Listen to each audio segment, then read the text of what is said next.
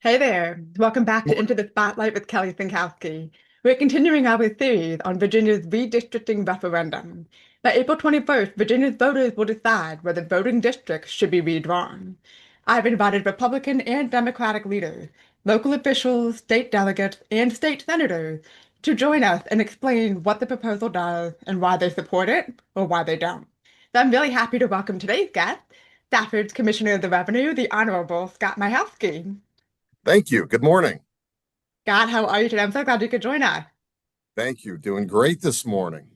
Okay. Appreciate the invite. So, a little bit of background for our viewers. You've been Stafford's Commissioner of Revenue for about over 20 years now. Yes, 26 years. I was elected in 1999. I've had the honor of serving ever since then.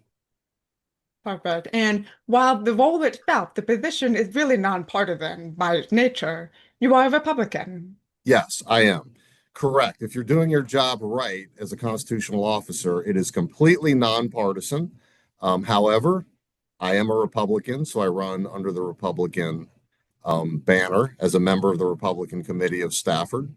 But yes, correct. When you do the job the right way, you're serving everybody and party does not matter. Perfect. So I want to remind our viewers of what the language is that we're talking about with this referendum. So the ballot is asking, should the Constitution of Virginia be amended to allow the General Assembly to temporarily adopt new congressional districts to restore fairness in the upcoming election while ensuring Virginia's standard redistricting process resumes for all future redistricting after the 2030 census? So let's ask you, Scott, what do you think a fair map is? Yeah, I have real problems with the language of this amendment. In political circles, the language is very reminiscent of what's called a push poll. And a push poll is largely considered unethical in campaign circles because what it does is it designs language to push, to guide the reader into a predetermined answer. That's exactly what this question does. By not defining what they mean by fairness, they're creating an illusion that fairness means in Virginia, when in reality, what they mean is some nebulous fairness in a broad national sense, but that's not what people are thinking when they're going into the polls. And I've actually talked to voters who have gone to vote with the intention of voting no, but when they read the question and they see that word fairness, then they voted yes. You know, we're all conditioned to want to be fair from the time we're little Mhm. kids sharing our toys. So, with no detailed definition of what we mean by fairness, that's people's automatic default is to vote yes for fairness, not realizing they're actually voting yes for gerrymandering. So let me pull up a actual photograph of what the proposed districts look like. Let's see if it comes up here. And so, I mean, some voters will believe that both parties, Republican and Democrat, will take positions on redistricting based on what benefits them politically. How do you respond to that concept? Um, I think that we addressed this issue as a state appropriately in 2021 when we created a nonpartisan commission to draw lines. Nobody likes gerrymandering, no matter whose party does it, but it's typically done by the General Assembly. And we took that out of their hands in 2021 in an effort that was largely driven by Democrats like, ironically, our Governor Abigail Spanberger. I'd also like to point out that the executive director of the organization, the One Virginia 2021, which really was the driver behind that, Brian Mhm. Cannon, who is a Democrat, does not support this gerrymandered amendment. So there's a movement to try and make this a Republican versus Democrat issue, and it's really not. It is truly a fairness issue, fairness in terms of, are we being fair to our friends and neighbors in Virginia, independent of what may be happening around us nationally? We're not voting on a national issue. We're voting on how we're going to treat our friends and neighbors. And do they deserve the right to representation or not? Well, it's interesting you mentioned that because I did want to add, I mean, that is what we are hearing about is redistricting happening in states like Tennessee and Texas and others.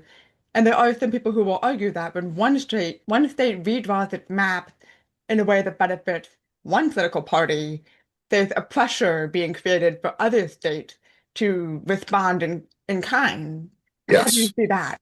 Yeah, you're right. There is a lot of pressure on these folks, both Republicans in red states and Democrats in blue states to do this. But the definition of leadership is to be able to stand up to that pressure and do the right thing.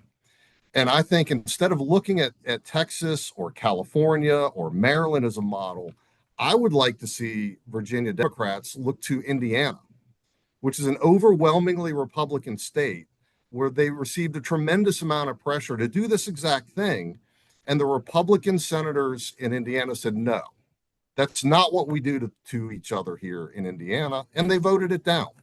So instead of modeling the worst political behavior in the country, I think we as Virginians should model the best political behavior. And that's coming from Indiana right now.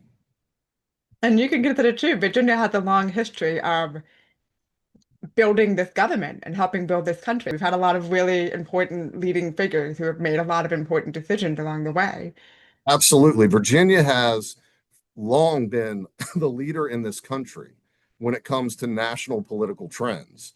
And it's sad to me to see us in this position now where we are just following along with whatever either party is saying, and we're not leading anymore. And I think we need to get back to leading. And I think Republicans, Democrats, and independents can all stand up and say, no, we're not doing this. We're not gerrymandering our neighbors out of existence. And you mentioned having talked to some local voters. What are you hearing on the local level as far as how people are understanding this or approaching it? Yeah, I don't think there's much support for the amendment. Obviously, we're in a slightly Democrat state, so if the message is that it's a Republican versus Democrat issue, that coupled with the language is where I see the big problem. Hmm. If it passes, I don't know that it's going to pass because that's the true sentiment of a majority of voters. It could just be that's because they incorrectly read the language and voted opposite of what they intended to vote. Because I'm not hearing a whole lot of support outside of the extreme partisans on the left for this amendment. So, Scott, what do you think if there was one thing that you would make sure voters know before they go to the polls, what do you think the most important thing for them to understand is about this referendum? Yeah, I think the most important thing to understand is that this is about Virginia. It's not about what's happening in Texas or California or anywhere else. It's what's happening in Virginia. It's an issue that we dealt with in a bipartisan manner and a very successful manner. Virginia is essentially a 50-50 state when it comes to Republicans and Democrats. And if you look at the current congressional map, it lays out exactly the way it should. There are 6 Democrats and 5 Republicans, and there's one district that could go either way. And that's the 7th congressional district, which we live in now. So the map now is perfectly fair, and I hope that people will realize this isn't you're not you're not sending a message to anyone. You're harming your friends and neighbors in your community by taking away their most fundamental right in a democracy, which is the right to choose their representation. Well, Scott, I want to thank you so much for taking the time to talk to us today and help voters understand what this referendum is and what it will do. Thank you, and thank you for doing this series. It's very important. For all of those following along, stay tuned. We do have more interviews coming up with our local delegates and other officials. Take care and have a great day.